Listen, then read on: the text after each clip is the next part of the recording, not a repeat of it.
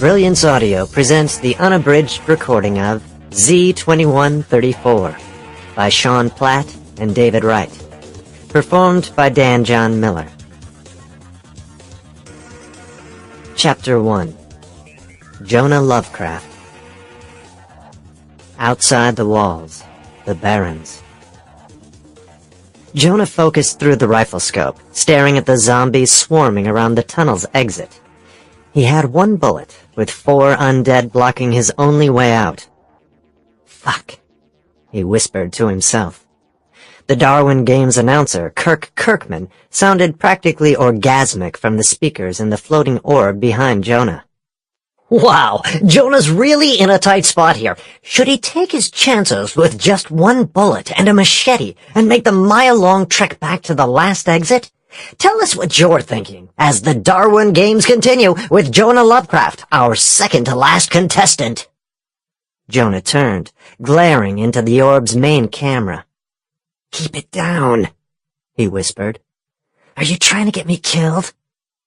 He was aching, tired, and starving, not in the mood to play dancing monkey for the asshole on the other side of the camera, nor the millions watching the Darwin Games from home.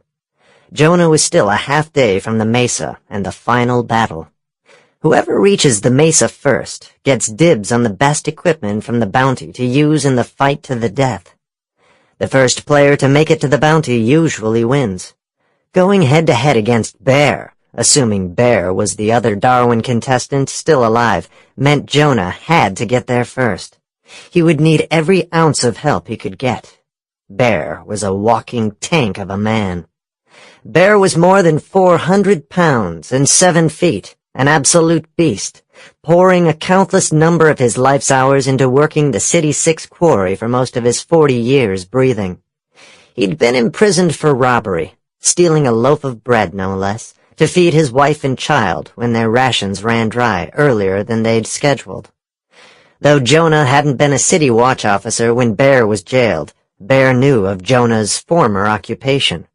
Bear had a score to settle, and even if that score wasn't with Jonah personally, he'd serve as a fine proxy for the hardline authority that had wrongly punished him. When the games first started, and there were 12 of them, 2 prisoners from each city, let loose into the wild, Bear made an immediate run for Jonah.